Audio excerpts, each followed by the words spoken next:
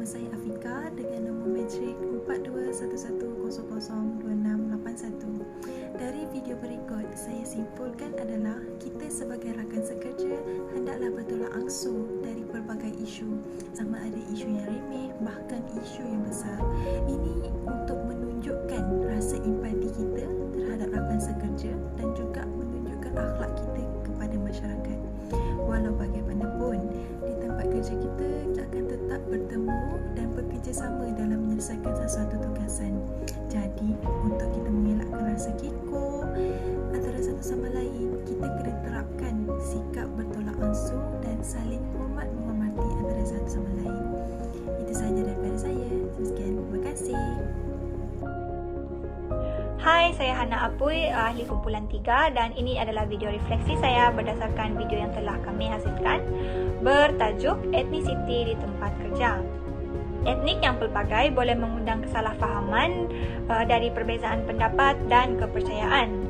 Sukar untuk mencari kesefahaman jika kita tidak mempunyai nilai kesepaduan dan sifat toleransi di mana perkara yang biasa ataupun kecil boleh menimbulkan pergaduhan atau pertelingkahan. Tempat kerja adalah salah satu contoh yang terbaik bagi menggambarkan masalah perbezaan ini kerana tempat kerja merupakan setting yang memerlukan profesionalisme dan kerjasama bagi mencapai tujuan sesuatu syarikat. Pelbagai faktor lain yang boleh menyumbang kepada kesalahfahaman di tempat kerja, tetapi etnisiti adalah salah satu daripadanya. Ini kerana etnisiti yang berbeza memberikan latar belakang, kepercayaan dan amalan yang berbeza di kalangan individu di tempat kerja. Jadi berdasarkan contoh yang telah kami berikan di dalam video kami, iaitu cuti gawai yang hanya layak diambil oleh Sabah Sarawak yang bekerja di Semenanjung, menimbulkan ketidakpuashatian di kalangan rakan sekerja yang tidak menerima cuti tersebut. Ini merupakan salah satu contoh sahaja ya. Perbezaan seperti ini sepatutnya memberikan kita gambaran bahawa kita sebagai rakyat Malaysia terdiri daripada berbilang kaum dan mempunyai amalan kepercayaan yang berbeza. Kita seharusnya memupuk sifat keterbukaan ini dan toleransi serta kerjasama bagi mencapai keamanan di kalangan tempat kerja dan dalam konteks yang besar satu negara. Selain itu, sebaiknya kita harus mengelakkan dari bersikap prejudis dan diskriminasi di antara satu sama lain, di mana sebagai contoh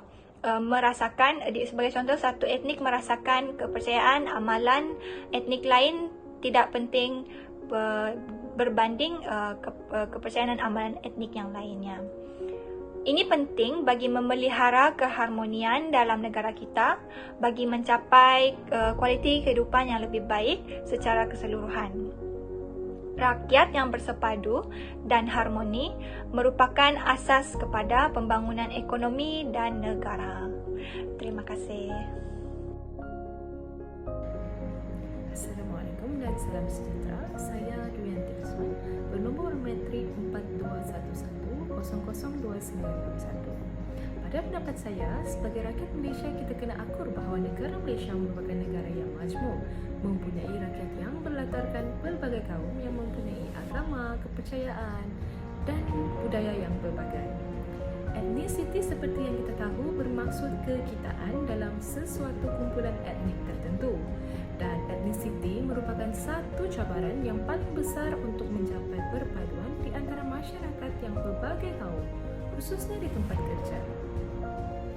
Seperti tugasan video yang telah kami rangka dan tunjukkan sebentar tadi, itu merupakan contoh ketegangan yang boleh berlaku jika kita sebagai individu yang tidak mahu mengamalkan sikap kesepaduan. Konflik ketidaksefahaman boleh berlaku dan mengganggu-gugat perpaduan kaum, dan manakala dalam konteks tempat kerja pula, perkara ini sekaligus boleh membawa kesan yang buruk kepada prestasi sesuatu syarikat. Antara nilai murni yang boleh diamalkan untuk mengekalkan perpaduan ialah kita hendaklah mengamalkan sikap toleransi antara satu sama lain, apatah lagi apabila bekerja dalam komuniti yang mempunyai pelbagai kaum. Kita hendaklah bersikap terbuka dan saling menghormati segala perbezaan dalam bahasa, budaya, agama dan tradisi kehidupan agar perbezaan dapat dinikmati dan dihormati serta dapat mengelakkan berlakunya konflik yang boleh menjejaskan perpaduan dalam negara.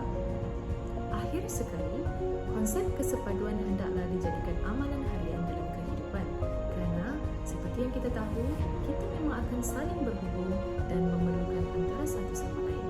Jika konsep kesepaduan dapat dijadikan asas kehidupan dalam harian, nescaya keharmonian dapat disemarakkan lagi.